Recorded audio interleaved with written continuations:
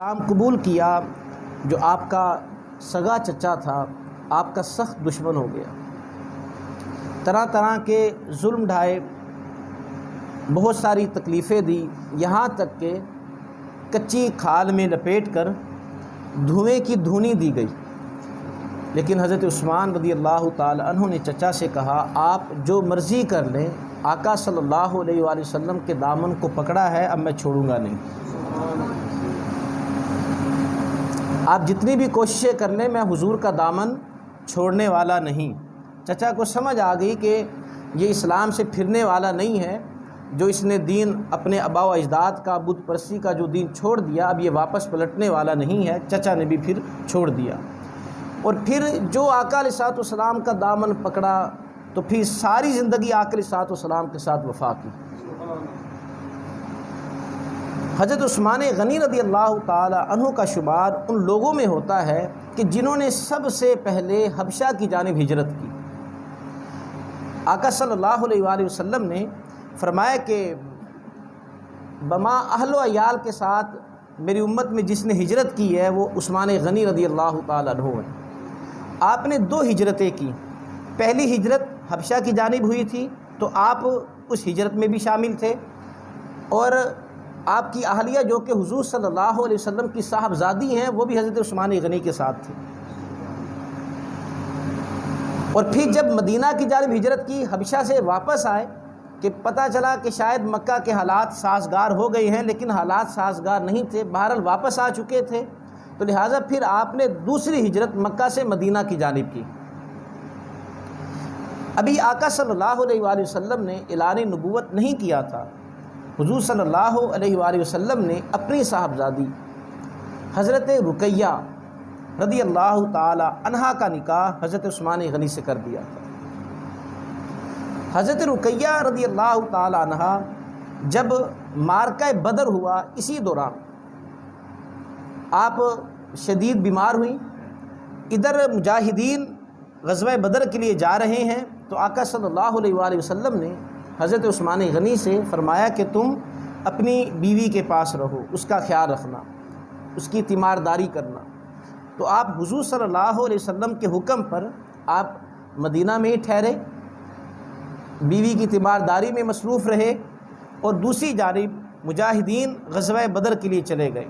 ادھر غزوہ بدر کی فتح ہوئی، اور قاصد پیغام لے کر جب آیا، مدینہ پہنچا کہ اللہ رب العزت نے مسلمانوں کو فتح عطا فرمائی ہے، اس وقت حضرت رقیہ رضی اللہ تعالی عنہ کا وصال ہو چکا تھا، آپ کی تدفین ہو رہی تھی۔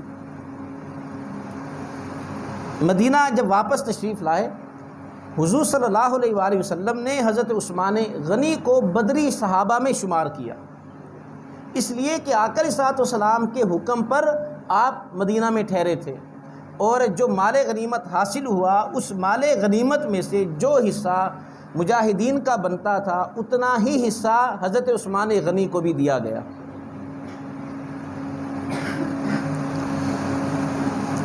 اس کے بعد حضور نبی اکرم صلی اللہ علیہ وآلہ وسلم نے اپنی دوسری صاحبزادی حضرت ام کلثوم رضی اللہ تعالی عنہا کا نکاح حضرت عثمان غنی سے کیا۔ حضرت ام کلثوم کا بھی انتقال ہو گیا، تو جب ان کا انتقال ہوا، حضور صلی اللہ علیہ وآلہ وسلم نے فرمایا کہ اگر میری ایک اور بیٹی ہوتی تو میں اس کا نکاح بھی حضرت عثمان سے کر دیتا، اور دوسری روایت میں ہے کہ اگر میری 40 بیٹیاں ہوتی تو 40 بیٹیوں یکے بعد دیگرے میں ہر بیٹی کا نکاح عثمان غنی سے کر دیتا۔ یہ حضرت عثمان غنی کی شان ہے۔ حضرت عثمان غنی کو ذو النورین کہا جاتا ہے کہ 2 نور ان کے پاس یکے بعد دیگرے اکٹھے ہوئے۔ آقا صلی اللہ علیہ وسلم کی صاحبزادی پہلے ایک عقد میں آئی، اس کا انتقال ہوا، پھر دوسری کا نکاح حضرت عثمان غنی کے ساتھ کر دیا، تو 2 نور عثمان غنی رضی اللہ تعالی عنہ کے ہاں آئے۔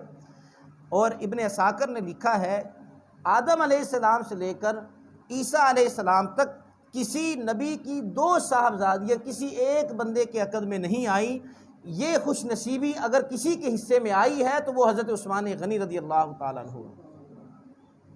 اچھا دیکھیں، 2 صاحبزادیاں آئی تو عثمان غنی کا لقب ذو النورین ہو گیا کہ حضور کی صاحبزادیاں ہیں، تو صاحبزادیاں تو نور ہوں تو کیا حضور نور نہیں ہوں گے؟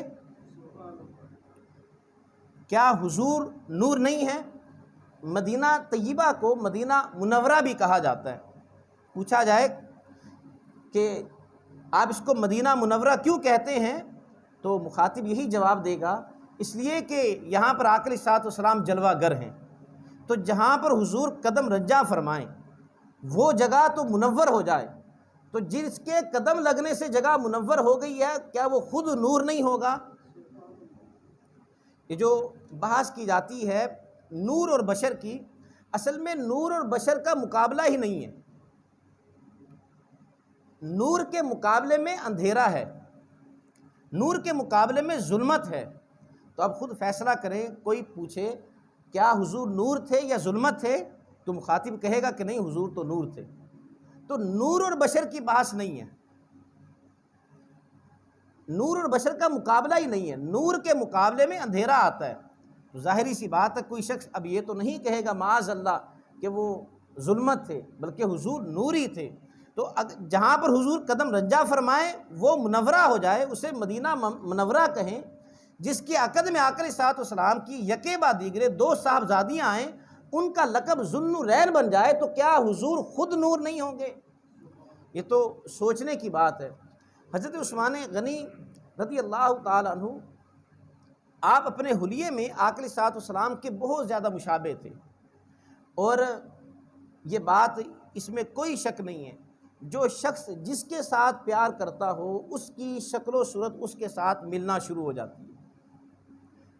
کامل مرید ہے، اپنے پیر کامل کے ساتھ محبت کرتا ہو تو اس کے رنگ میں ڈل جاتا ہے۔ بالکل اسی طرح صحابہ آقا علیہ الصلوۃ والسلام کی قربت میں رہا کرتے تھے تو صحابہ آقا علیہ الصلوۃ والسلام کے مشابہ ہو جاتے تھے کہ یہ حضور صلی اللہ علیہ وسلم کے مشابہ ہیں۔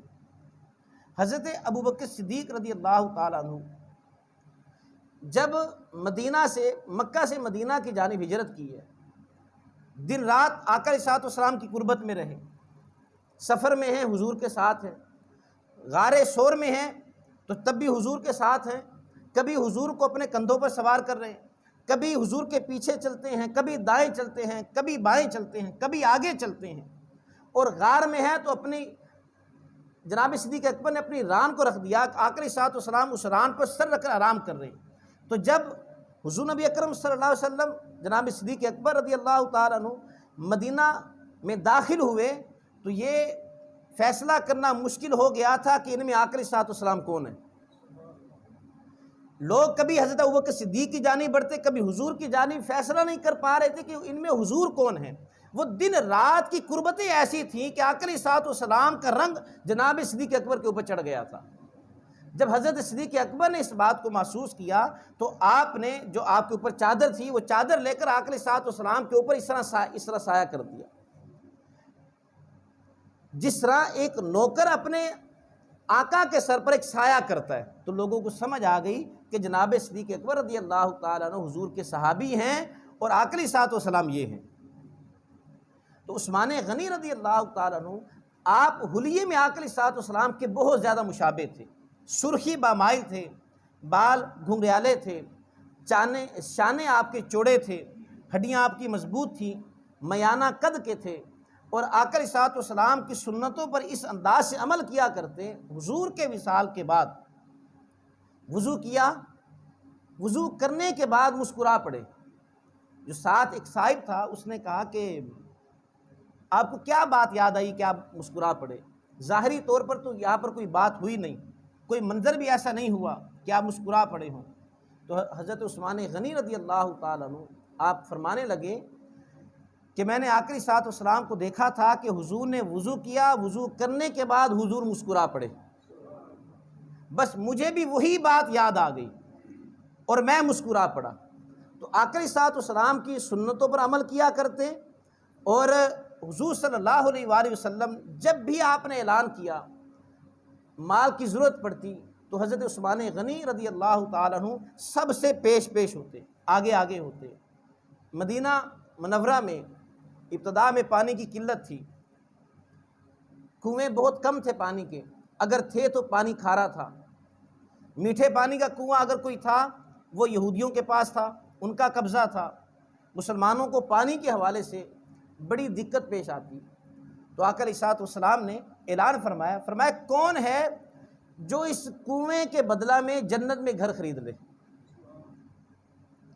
یہ اعلان کیا تو حضرت عثمان غنی رضی اللہ تعالیٰ عنہ حاضر ہوئے، کہا یا رسول اللہ اگر یہ کنواں میں خرید کر مسلمانوں کے لیے وقف کر دوں تو کیا مجھے جنت میں گھر ملے گا؟ تو حضور نے فرمایا کہ ہاں تمہیں جنت میں گھر ملے گا۔ تو حضرت عثمان غنی رضی اللہ تعالیٰ عنہ نے اس دور میں 35,000 درہم میں وہ کنواں خرید کر مسلمانوں کے لیے وقف کر دیا، اور تا قیامت وہ مسلمانوں کے لیے وقف ہے۔ اسی طرح مدینہ میں سخت قحط پڑا، خوراک کی قلت ہو گئی، انسان تو انسان اب جانور بھی بھوکے مرنے لگے، بارش نہیں ہو رہی تھی، کوئی سبزہ نہیں، کچھ بھی نہیں ہے۔ حضرت عثمان غنی آپ بہت بڑے تاجر بھی تھے، بہت بڑے مالدار بھی تھے، ابھی آپ کا جو سامان تجارت تھا ابھی وہ آیا نہیں تھا۔ اعلان ہوا کہ تجارتی قافلے آ رہے ہیں۔ اب جو تاجر حضرات تھے حضرت عثمان غنی کے پاس آئے، انہیں پتہ تھا کہ عثمان غنی کے سامان تجارت وہ آ رہا ہے، اس میں بہت سارا نفع ہے، دوسرے شہر کی مصنوعات ہیں، اور اس میں خورد و نوش کا سامان بھی ہے۔ عثمان غنی کے پاس آئے، کہا ہم تمہیں 2 گنا زیادہ نفع دیتے ہیں، آپ وہ مال ہمیں دے دیں، اس لیے کہ 2 گنا حضرت عثمان کو نفع دے کر آگے سے 3 گنا نفع لیں گے، کیونکہ لوگوں کو ضرورت ہے، کھانے پینے کا سامان لوگوں کے پاس ہے نہیں، لوگوں نے تو خریدنا ہی خریدنا ہے۔ حضرت عثمان غنی نے کہا کہ نہیں، مجھے یہ سودا منظور نہیں۔ تاجروں نے نفع بڑھا دیا، کہا کہ ہم 3 گنا دیتے ہیں، اور اتنا کوئی بھی نہیں دے گا، ہم تمہیں 3 گنا دیتے ہیں۔ تو حضرت عثمان نے کہا کہ نہیں، میرا سودا ہو گیا ہے۔ کہا کہ اچھا، آپ کا سودا ہم سے پہلے کسی اور نے کر لیا؟ کہا ہاں میرا سودا ہو گیا ہے۔ تو کہا وہ آپ کو کتنا نفع دے رہا ہے؟ شاید ہم تمہیں اس سے زیادہ دے دیں۔ کہا تم اتنا دے نہیں سکتے، جس سے میرا سودا ہوا ہے وہ اتنا مجھے نفع دے رہا ہے، تم نہیں دے سکتے۔ اب وہ حیران ہوئے، کہا کہ اچھا کتنا نفع دے رہا ہے؟ کہا جس سے میں نے سودا کیا ہے وہ مجھے 10 گنا نفع دے رہا ہے، اور اس نے کہا کہ میں تمہیں اس سے بھی زیادہ دوں گا۔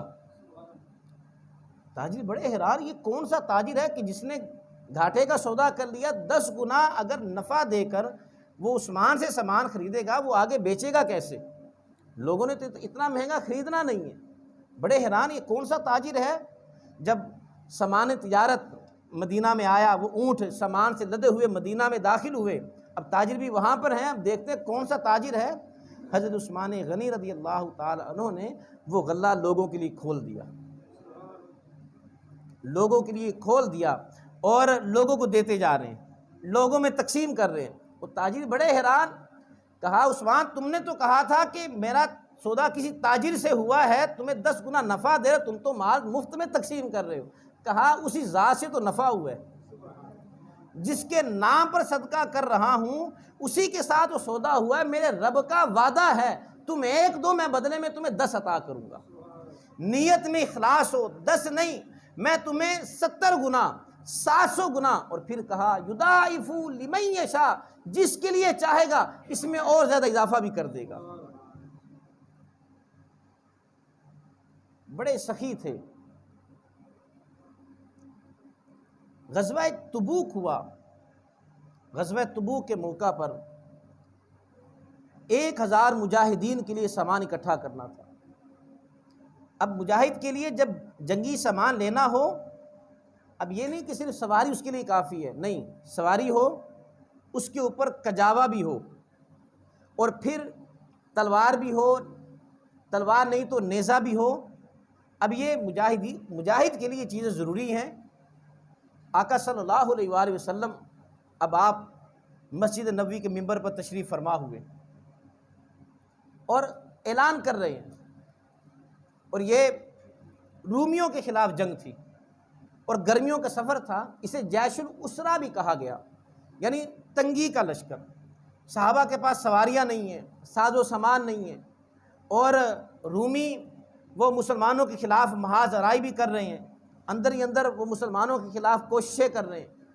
ادھر آقا علیہ الصلوۃ والسلام کو جب یہ خبر ہوئی تو حضور صلی اللہ علیہ وآلہ وسلم آپ نے ارادہ کر لیا کہ رومیوں کے خلاف اب جنگ کی جائے۔ اعلان کر دیا، کہا کہ جس کے پاس جو کچھ ہے وہ اپنا حصہ شامل کرے۔ اب جب اعلان ہوا، اب صحابہ کے پاس جو کچھ تھا وہ لے کر آ گئے، وہ جتنا دینا چاہتے تھے، لیکن 1000 مجاہدین ہیں، ساز و سامان بہت تھوڑا ہے۔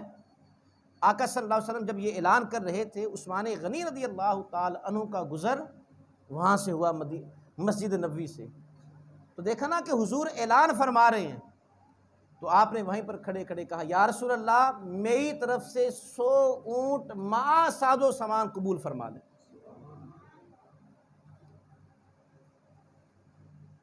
یہ بات یاد رکھیے گا کہ سخاوت مال سے نہیں آتی، وگرنہ اربوں کے بھی مالک ہیں، لاکھوں کروڑوں کے مالک ہیں، لیکن سخی نہیں ہے۔ سخاوت مال سے نہیں آتی، سخاوت دل کی امیری کا نام ہے۔ مالا والے سخی نہیں ہوندے، مالا والے سخی نہیں ہوندے تے سخیاں کول مال نہیں ہوندا، مال اکٹھا ہی نہیں کرتے، لیکن یہ اللہ کی حکمت ہے کہ ان کے پاس مال جیسے ہی آتا ہے راہ خدا میں تقسیم کرتے اللہ انہیں اور دے دیتا ہے۔ مالا والے سخی نہیں ہوندے، سخیاں کول مال نہیں ہوندا، ادھر ادھر دونے جہانی، سخی کدی کنگال نہیں ہوندا، سخی کنگال نہیں ہوتا۔ حضرت عثمان غنی رضی اللہ تعالیٰ عنہ آپ نے کہا یا رسول اللہ میری طرف سے 100 اونٹ مع ساز و سامان قبول فرما لیں۔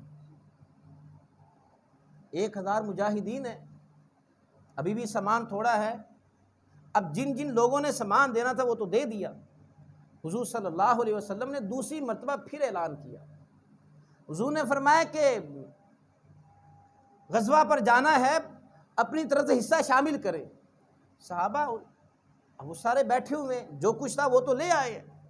حضرت عثمان غنی کہتے ہیں مجھے بڑی شرم آئی کہ حضور اعلان کر رہے ہیں اور کوئی دے بھی نہیں رہا، کیونکہ جو صحابہ کے پاس تھا وہ تو دے چکے ہیں، مزید ان کے پاس اور کچھ ہے نہیں۔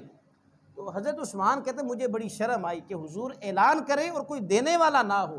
میں نے کہا یا رسول اللہ میری طرف سے 100 اونٹ اور مع ساز و سامان قبول فرما لیں۔ ابھی بھی سامان کم تھا، تعداد زیادہ ہے۔ آقا علیہ الصلوۃ والسلام نے تیسری مرتبہ پھر اعلان کیا تو حضرت عثمان نے پھر کہا یا رسول اللہ میری طرف سے 100 اور اونٹ مع ساز و سامان قبول فرما لیں۔ 300 اونٹ مع ساز و سامان وہیں پر کہا یا رسول اللہ میری طرف سے قبول فرمائیں۔ آقا علیہ الصلوۃ والسلام آپ ممبر سے نیچے تشریف لے آئے اور ساتھ ساتھ یہ فرما رہے کہ آج کے بعد عثمان کا کوئی عمل عثمان کو نقصان نہیں دے گا۔ مطلب یہ کہ آج کے بعد اللہ رب العزت عثمان سے کبھی کوئی خطا کروائے گا ہی نہیں، کبھی ان سے خطا سرزد نہیں ہوگی۔ تو عثمان غنی رضی اللہ تعالیٰ عنہ آپ جتنا راہ خدا میں دیتے اللہ رب العزت اتنا زیادہ عطا فرماتا، اور شرم و حیا کے ایسے پیکر کہا کہ جب سے میں نے آقا علیہ الصلوۃ والسلام کو دیکھا ہے اس کے بعد سے اب تک میں نے اپنی شرمگاہ کو کبھی نہیں دیکھا۔ مال دیا تو حد کر دی، اور آقا علیہ الصلوۃ والسلام کا ادب کہا جن نگاہوں نے حضور کو دیکھ لیا اس کے بعد میں نے کبھی اپنی شرمگاہ کو نہیں دیکھا۔ اور آپ کے بارے میں آتا ہے کہ آپ جب غسل کے لیے جاتے 4 دیواری بھی ہوتی وہاں پر بھی مکمل برہنہ نہیں ہوتے تھے، یہ شرم و حیا تھی۔ آقا علیہ الصلوۃ والسلام گھر میں تشریف فرما ہے، ام المؤمنین حضرت عائشہ صدیقہ رضی اللہ تعالی عنہا آپ بھی وہاں پر تشریف فرما ہیں۔ دروازے پر دستک ہوئی، پوچھا کون ہے؟ تو جواب آیا کہ ابو بکر ہوں۔ حضور نے فرمایا کہ آنے دو۔ آقا علیہ الصلوۃ والسلام لیٹے ہوئے اسی طرح اسی حیت پر رہے۔ ابو بکر صدیق آئے، آ کر بیٹھ گئے۔ تھوڑی دیر کے بعد پھر دستک ہوئی، پوچھا کون ہے؟ کہا کہ عمر۔ حضور نے فرمایا کہ آنے دو۔ حضرت عمر بھی آ کر بیٹھ گئے اسی حیت پر، آقا علیہ الصلوۃ والسلام بیٹھے۔ کچھ دیر کے بعد پھر دستک ہوئی، پھر دستک ہوئی، پوچھا گیا کون ہے؟ تو کہا کہ عثمان ہوں۔ تو آقا صلی اللہ علیہ وسلم نے فرمایا کہ ذرا اس کو روک کے رکھو۔ پہلے لیٹے ہوئے تھے اور چادر لی ہوئی تھی، لیکن یہ پنڈلیاں نظر آ رہی تھیں، یہ گھٹنا نظر آ رہا تھا۔ آپ اٹھ کر بیٹھے، اپنے کپڑوں کو درست کیا، تہبند کو درست کیا، درست کرنے کے بعد کہا اب آنے دو عثمان کو۔ حضرت عثمان غنی آئے، آ کر بیٹھ گئے۔ حضرت عائشہ کہتی ہیں میں بڑی حیران کہ ابو بکر آئے اسی طرح بیٹھے رہے، عمر آئے اسی طرح بیٹھے رہے، عثمان غنی آئے، اپنے کپڑوں کو درست کیا، سیدھے ہو کر بیٹھے، اور پھر انہیں اجازت دی۔ جب یہ تینوں چلے گئے، میں نے حضور سے سوال کیا یا رسول اللہ آپ نے ایسا کیوں کیا؟ تو حضور نے فرمایا کہ عائشہ، جس سے آسمان کے فرشتے بھی حیا کرتے ہوں، میں عثمان سے حیا نہ کروں؟ یہ عثمان جس سے فرشتے بھی حیا کرتے ہیں۔ حضور نے ایسے نہیں کہہ دیا تھا اگر میری 40 بیٹیاں بھی ہوتی یکے بعد دیگرے میں عثمان کے نکاح میں دے دیتا۔ شرم و حیا کے پیکر تھے۔ آقا علیہ السلام آپ کے پاس کوئی آتا نا کہ یا رسول اللہ میرا فلاں فوت ہو گیا، اس کا جنازہ پڑھ دیں، بڑی خوشی کے ساتھ جاتے تھے، اس لیے کہ حضور جنازہ پڑھیں گے اللہ رب العزت اس کی مغفرت فرما دے گا۔ عبداللہ بن ابی بہت بڑا منافق تھا، جب وہ فوت ہوا اس کا بیٹا جو کہ پکا مسلمان تھا حضور کے پاس آیا، کہا یا رسول اللہ میں جانتا ہوں کہ میرے والد نے ساری زندگی آپ کی مخالفت کی ہے، لیکن پھر بھی میں یہ چاہوں گا کہ ایک تو آپ اپنا جبہ مبارک میرے والد کو عطا فرما دیں، اس میں میرے والد کو کفن دیا جائے، اور دوسرا آپ میرے والد صاحب کا جنازہ پڑھ دیں، کہ حضور جنازہ پڑھیں گے اللہ کرم فرمائے گا۔ وہ الگ بات ہے۔ عبداللہ بن ابی کے بارے میں اللہ رب العزت نے فرمایا استغفر لہم او لا تستغفر لہم ان تستغفر لہم 70 مرہ فلن یغفر اللہ، آپ اس کے لیے توبہ استغفار کریں، 100 مرتبہ بھی کریں، محبوب یہ آپ کی مخالفت کرتا تھا، میں اس کی مغفرت نہیں کروں گا۔ نبی کے گستاخ کی مغفرت نہیں ہے، کوئی بخشش نہیں ہے، اس کی کوئی معافی نہیں ہے۔ جو توہین رسالت کا ارتکاب کرتا ہے، جو حضور کی گستاخی کرتا ہے، اس کے لیے کسی جہاں میں معافی نہیں ہے، وہ توبہ بھی کرتا رہے تب بھی معافی نہیں ہے۔ جتنا حساس معاملہ ہے، آج لوگ اسی طرح بات کر دیتے ہیں۔ بعض دفعہ بعض لوگ سنت کی توہین کرتے ہیں۔ سنت کی توہین کس کی توہین ہے؟ آقا صلی اللہ علیہ وسلم کی توہین ہے۔ وہ ایک آئے روز کوئی نہ کوئی فتنہ پیدا ہوتا رہتا ہے، وہ سوشل میڈیا پر وہ ایک شخص اس نے کہا یہ سنت، یہ تو اس کا مطلب ہے فالتو چیز، ٹھیک ہے یہ اضافی چیز ہے، لیکن اس انداز سے اس کو کہنا، ڈی گریڈ کرنا، یہ ہے ہی فالتو، یہ سنت کے لیے لفظ بولنا یہ خود گستاخی ہے، یہ لفظ گستاخی پر مبنی ہے۔ ٹھیک ہے سنت کو ادا کر لے ثواب ہے، نہ کریں گے گناہ گار نہیں ہے، آپ یہ بھی تو کہہ سکتے ہیں، لیکن تحقیر آمیز لہجے کے ساتھ یہ کہنا کہ تو ہے ہی فالتو، اور پھر اس کے ماننے والے العیاذ باللہ اندھا دھند اندھی تقلید میں اس کے پیچھے پیچھے ہیں۔ اور اس کے بارے میں ایک حدیث پاک بھی ہے، حضور نے فرمایا جو شخص کسی کی اندھی عصبیت میں مارا گیا اس کا خون رائگا گیا۔ کسی کی تقلید کرتے ہوئے اندھا دھند، بعض اپنے جو پارٹی رہنما ہوتا ہے، جو لیڈر ہوتا ہے، اندھا دھند تقلید اس کی کرتے ہیں۔ اعلان ہو گیا جی ہڑتال کرنی ہے، سڑکیں بند کرنی ہے، کس کے لیے؟ کوئی اسلامی نظام کے لیے نہیں، ناموس رسالت کے لیے نہیں، قرآن کے تحفظ کے لیے نہیں، کسی مذہبی کام کے لیے نہیں، صرف لیڈر کی حکومت کے لیے، اس کی حکومت بچی رہے، یا اس کو اتار دیا گیا، اب وہ ہڑتال کرے، روڈ بند کرے، وہ جلاؤ گھیراؤ کرے، وہ شیشے توڑے، وہ کچھ کرے، اس کے لیے اب وہ اپنے کارکنوں کو بلاتا ہے۔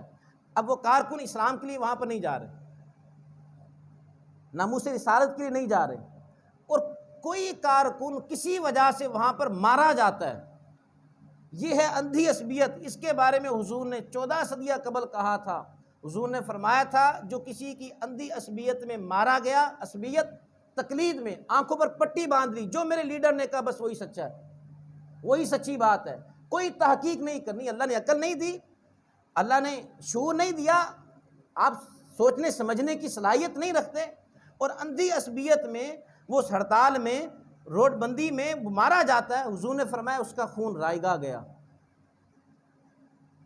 اس کا خون رائگا گیا۔ یہ بات کہاں سے پتہ نہیں شروع ہوئی تھی. حضرت عثمان غنی رضی اللہ تعالیٰ عنہ جب غزوہ تبوک کے اس سے پہلے سن 6 ہجری میں صلح حدیبیہ ہوئی. حدیبیہ کے مقام پر آقا علیہ الصلوۃ والسلام اور صحابہ کو مشرکین نے روک دیا. اس مقام پر آ کر کہا کہ آپ اس حدیبیہ کے مقام سے آگے نہیں آ سکتے. آقا علیہ الصلوۃ والسلام عمرہ کی نیت سے گئے تھے، صحابہ بھی عمرے کی نیت سے احرام باندھا ہوا ہے، اور حالت احرام میں جنگ نہیں کی جاتی، لڑائی نہیں کی جاتی، حالت احرام میں شکار نہیں کیا جاتا، کچھ بھی نہیں، احرام باندھا ہوا ہے. حالت احرام میں تھے. حدیبیہ کے مقام پر کفار نے روک دیا کہ آپ اس سے آگے نہیں آ سکتے، اگر آگے آئیں گے ہم آپ کے ساتھ جنگ کریں گے. اب وہاں پر ٹھہر گئے، مذاکرات ہوئے. کفار کی طرف سے عروہ ابن مسعود سفیر بن کر آئے، مذاکرات ہوئے. مسلمانوں کی طرف سے حضرت عثمان غنی رضی اللہ تعالیٰ عنہ سفیر بن کر مکہ گئے، احرام باندھا ہوا ہے، ٹھیک ہے. اب مکہ چلے گئے، کفار کے ساتھ گفت و شنید ہوئی. انہیں کہا کہ بھئی ہم جنگ کرنے نہیں آئے، جھگڑا کرنے نہیں آئے، ہم صرف عمرہ کرنے آئے ہیں، عمرہ کریں گے یہاں سے واپس چلے جائیں گے. کفار نے کہا کہ نہیں، اگر آپ آتے ہیں عمرہ کر کے چلے جاتے ہیں، اس سے ہمارا روب داب جو پورے عرب پر ہے وہ ختم ہو جائے گا. لوگوں نے کہنا لو جی مسلمانوں نے ان کو قتل بھی کیا، بدر میں کیا، احد میں ان کے بہت سارے لوگوں کو قتل کیا، اور دیگر غزوات میں اس سے پہلے دیگر جو غزوات ہوئے ان کو شکست ہوئی. تو اب تم عمرہ کر کے چلے جاؤ گے تو ہمارا رہتا بچتا کچھتا جو روب ہے وہ بھی ختم ہو جائے گا. لہٰذا آپ اس سال عمرہ ہم آپ کو کرنے کی اجازت نہیں دیں گے، آئندہ سال آئیں گے آپ عمرہ کریں گے. آپ کے پاس سوائے سفری تلوار کے اور کوئی ہتھیار نہیں ہونا چاہیے. حضرت عثمان غنی رضی اللہ تعالیٰ عنہ آپ نے کہا کہ ہم صرف عمرہ کرنے آئے ہیں، اتنی دور سے چل کر آئے، عمرہ کرنے دیں. تو انہوں نے کہا کہ نہیں، اس سال آپ کو نہیں کرنے دیں گے. مذاکرات ہو رہے تھے. اب ان میں سے کسی نے کہا کہ عثمان چلو آپ تو مکہ میں آ گئے ہو نا، آپ عمرہ کر لو، آپ عمرہ کر کے چلے جاؤ اور بجا کر پیغام دے دینا آئندہ سال آئیں، اس سال آپ عمرہ نہیں کر سکتے. تو حضرت عثمان غنی رضی اللہ تعالیٰ اب سامنے بیت اللہ ہے اور مدینہ سے چلے ہیں پیدل سواریاں، کوئی سواری پر ہے، کوئی پیدل ہے، کوئی کس طرح ہے. اتنی دور کا سفر ہے مدینہ سے مکہ کی جانب، بیت اللہ سامنے ہے. کس کا دل نہیں چاہے گا کہ میں بھی طواف کر لوں؟ کس کا دل نہیں چاہے گا حجر اسود کو میں بھی چوم لوں؟ کس کا دل نہیں چاہے گا مقام ابراہیم پر میں بھی نفل ادا کر لوں؟ کس کا دل نہیں چاہے گا صفا مروہ کی سعی میں بھی کر لوں؟ سامنے بیت اللہ ہے، احرام باندھا ہوا ہے، کوئی قید نہیں ہے، پورے لوازمات مکمل ہیں. لیکن حضرت عثمان غنی رضی اللہ تعالیٰ عنہ آپ نے کہا کہ جب حضور نے عمرہ نہیں کیا، حضور کا عمرہ کرنے سے پہلے عثمان کون ہوتا عمرہ کر لے؟ میں تو حضور کے بغیر عمرہ نہیں کروں گا. کیسی محبت ہے، یہ کیسا عشق ہے. اچھا یہاں پر مذاکرات ہوئے، کچھ دن حضرت عثمان غنی کو مکہ میں لگ گئے، 3 دن 4 دن یہاں پر ٹھہرے رہے. تو ایک خبر آئی کہ عثمان غنی 3 دن ہو گئے ابھی تک واپس نہیں آئے، شاید عثمان کو شہید کر دیا گیا. اب یہ خبر پھیل گئی. اب حدیبیہ کے مقام پر صحابہ بھی ہیں، آقا علیہ الصلوۃ والسلام بھی ہیں. اب یہ خبر آ گئی یہاں تک بھی کہ عثمان کو شہید کر دیا گیا. ٹیلی فون کا تو دور تھا نہیں کہ فون کر کے پتہ کریں آپ خیریت سے ہیں کہ نہیں ہیں، کوئی رابطہ بھی نہیں تھا. اور یہ خبر آ گئی کہ عثمان کو شہید کر دیا گیا. آقا علیہ الصلوۃ والسلام آپ نے صحابہ کو اکٹھا کیا. حضور نے فرمایا کہ اگر تو انہوں نے عثمان کو شہید کر دیا تو عثمان کے خون کا ہم بدلہ لیں گے. اور اس بات پر سب سے بیعت لی جس کا ذکر اللہ رب العزت نے قرآن مجید میں کیا. اب سارے صحابہ ہیں وہ آقا علیہ الصلوۃ والسلام کے ہاتھ پر بیعت کر رہے ہیں. یہ بیعت اس بات پر تھی کہ عثمان کے خون کا مکہ والوں سے بدلہ لیا جائے گا. اب ایک ہاتھ، دوسرا ہاتھ، تیسرا ہاتھ، چوتھا ہاتھ، آقا علیہ الصلوۃ والسلام کا ہاتھ سب سے نیچے. اور پھر حضور صلی اللہ علیہ وآلہ وسلم نے اپنا بایاں ہاتھ ان سب ہاتھوں کے اوپر رکھا اور کہا یہ عثمان کا ہاتھ ہے، یہ عثمان کا ہاتھ ہے، میں عثمان کی طرف سے بیعت کرتا ہوں. اللہ رب العزت نے یہ آیت نازل فرمائی لقد رضی اللہ عن المؤمنین. اللہ رب العزت ان مومنوں سے راضی ہو گیا، اذ یبایعونک تحت الشجرہ، کہ جنہوں نے اس درخت کے نیچے آپ کے ہاتھ پر بیعت کی ہے۔ تو عثمان غنی رضی اللہ تعالیٰ عنہ، آپ کو یہ شان کہ یہ عثمان کا ہاتھ ہے، یہ کتنی شان حضرت عثمان غنی رضی اللہ تعالیٰ عنہ کو عطا کی۔ تو وہ شروع میں جو ایک بات تھی کہ آقا علیہ الصلوۃ والسلام، آپ کی کوشش ہوتی ہے کوئی مسلمان فوت ہو جائے میں اس کا جنازہ پڑھاؤں۔ وہ ایک خاتون تھی، مسجد کی صفائی کیا کرتی تھی، وہ رات کو فوت ہو گئی، تو صحابہ نے خود ہی اس کا کفن دفن کیا، اس کا جنازہ پڑھا، دفن کر دیا کہ رات کا وقت ہے، آقا علیہ الصلوۃ والسلام کو کیا پریشان کرنا، حضور اپنا آرام چھوڑ کر یہاں پر آئیں گے۔ مسجد کی صفائی کرتی تھی، ایک دن ہوا، 2 دن، 3 دن، وہ خاتون نہ آئی۔ حضور صلی اللہ علیہ وسلم نے صحابہ سے پوچھا، فرمایا کہ وہ خاتون جو صفائی کیا کرتی تھی وہ نہیں آ رہی۔ تو کہا یا رسول اللہ وہ تو فوت ہو گئی تھی۔ حضور نے فرمایا تم نے مجھے کیوں نہیں خبر دی؟ کہا یا رسول اللہ رات کا وقت تھا اور ہم نے مناسب نہیں سمجھا کہ رات کے وقت آپ کو نیند سے جگایا جائے۔ تو آقا علیہ الصلوۃ والسلام نے فرمایا کہ مجھے اس کی قبر کے پاس لے چلو۔ قبر کے پاس لے گئے، آقا علیہ الصلوۃ والسلام نے اس کے لیے دعائے خیر کی۔ تو جو جنازے کے لیے آتا، آقا علیہ الصلوۃ والسلام اس کا جنازہ پڑھاتے، بلکہ پوچھتے کہ وہ فوت ہو گیا، اس کا جنازہ پڑھانے میں خود آؤں گا۔ تو اسی طرح ایک جنازہ لایا گیا آقا علیہ الصلوۃ والسلام کے پاس کہ یا رسول اللہ اس کا جنازہ پڑھا دیں۔ حضور نے فرمایا کہ میں اس کا جنازہ نہیں پڑھاؤں گا، میں اس کا جنازہ نہیں پڑھاؤں گا۔ کہا یا رسول اللہ اس کی کیا وجہ؟ حضور نے فرمایا کہ یہ میرے عثمان کے بارے میں اپنے دل میں بغض رکھتا تھا، میرے عثمان کے بارے میں اپنے دل میں بغض رکھتا تھا، میں اس کا جنازہ نہیں پڑھاؤں گا۔ تو آج کے دور میں جو جناب صدیق اکبر کے بارے میں بغض رکھتے ہیں، عمر فاروق کے بارے میں بغض رکھتے ہیں، یہاں تک کہ حضرت عثمان غنی کے بارے میں دل میں بغض رکھتے ہیں، مجھے بتائیں ان کا کیا انجام ہوگا؟ تمہیں کیا پڑی ہے تم صحابہ کے بارے میں اپنے دلوں میں بغض رکھتے ہو؟ کیا انہوں نے تمہارا بگاڑا ہے؟ صحابہ وہ صحابہ ہیں، اللہ رب العزت نے جب آقا علیہ الصلوۃ والسلام کے صحابہ کا انتخاب کیا اور جتنے بھی اولاد آدم تھی ان پر نگاہ ڈالی، ان میں جو سب سے زیادہ مخلص اور وفادار تھے انہیں حضور کا صحابی بنایا، جو سب سے پاکیزہ دل تھے انہیں حضور کا صحابی بنایا۔ ان صحابہ پر تبرہ بازی کرتے ہو۔ حضرت عثمان غنی کو ظلماً شہید کیا گیا، خلیفہ وقت تھے، خلیفہ سوم ہیں، 6 ماہ آپ کی خلافت بڑے اچھے انداز میں گزری ہے۔ اس کے بعد یہ فتنے پیدا ہونا شروع ہو گئے۔ فتنوں کا دروازہ تو اسی وقت کھل گیا تھا جب حضرت عمر فاروق کو شہید کیا گیا، لیکن حضرت عثمان غنی جب آپ کے پاس مسند خلافت آئی، 6 سال بڑے اچھے گزرے، اس کے بعد فتنے پیدا ہونا شروع ہوئے۔ آپ کے اوپر یہ الزام تھا کہ آپ اقربا پروری، یعنی اپنے قرابت داروں کو بہت زیادہ نوازتے ہیں، انہیں بہت زیادہ عہدے دیتے ہیں، سرکاری عہدے، یہ آپ پر الزام تھا۔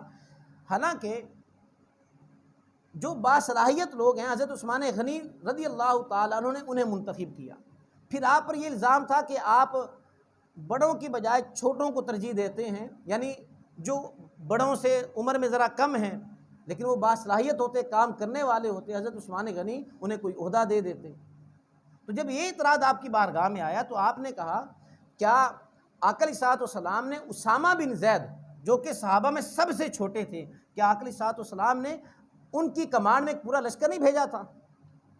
اگر یہ اعتراض تم مجھ پر کرتے ہو کہ میں بڑوں کو چھوڑ کر چھوٹوں کو ترجیح دے رہا ہوں یا کسی چھوٹے کو میں نے کوئی عہدہ دے دیا، یہ اعتراض تم مجھ پر کرتے ہو، کیا حضور نے اسامہ بن زید کو لشکر امیر نہیں بنایا تھا؟ یہ تو پھر حضور پر بھی اعتراض ہوگا۔ تو یہ آپ پر یہ اعتراض تھا۔ بہرحال جو مخالفین ہیں، کوئی تو بات انہیں ڈھونڈنی تھی۔ 3 افراد تھے، ایک بصرہ سے چلا، ایک کوفہ سے چلا، ایک شام سے چلا، فتنے کی نیت سے، اور ہر ایک فرد کی کمانڈ میں 1000 لوگ تھے، جن کی ذہن سازی کی گئی تھی، جن کے ذہنوں میں یہ بات ڈالی گئی تھی کہ عثمان غنی رضی اللہ تعالیٰ عنہ آپ اپنوں کو بہت زیادہ نوازتے ہیں، اس کا جا کر ہم نے حساب لینا ہے۔ یہ خبر مدینہ پہنچ گئی تو حضرت عثمان غنی رضی اللہ تعالیٰ عنہ نے حضرت علی رضی اللہ تعالیٰ عنہ سے فرمایا کہ آپ جا کر ان سے بات چیت کریں۔ وہ مدینہ جب آئے، مدینہ کی سرحد میں داخل ہونے لگے تو حضرت علی رضی اللہ تعالی عنہ نے انہیں روک لیا۔ داماد رسول بھی ہیں، حضور کے صحابی بھی ہیں، بڑا آپ کا مقام و مرتبہ بھی ہے، اور کچھ ان کے دنوں میں بھی حضرت علی کی کچھ حیا تھی۔ تو حضرت علی نے فرمایا کہ جیسا تم نے سنا ہے ویسا نہیں ہے، انہیں سمجھا بجھا کر واپس بھیج دیا۔ لیکن وہ 3 افراد وہ پھر بھی وہیں پر رہے اور مدینہ میں داخل ہو گئے۔ اب جو مدینہ کے لوگ تھے انہیں بہکانے لگے، یہاں تک کہ اب لوگ ان کی باتوں میں آ گئے۔ حضرت عثمان غنی رضی اللہ تعالیٰ عنہ کو انہی کے گھر میں محصور کر دیا گیا۔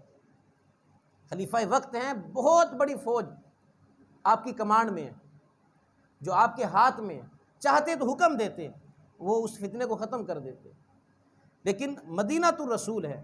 حضرت عثمان غنی نے کہا میں اس بات کو پسند نہیں کرتا، اس بات کو پسند نہیں کرتا کہ حضور کا شہر ہو اور یہاں پر خون خرابہ ہو، یہ حضور کے شہر کا ادب ہے۔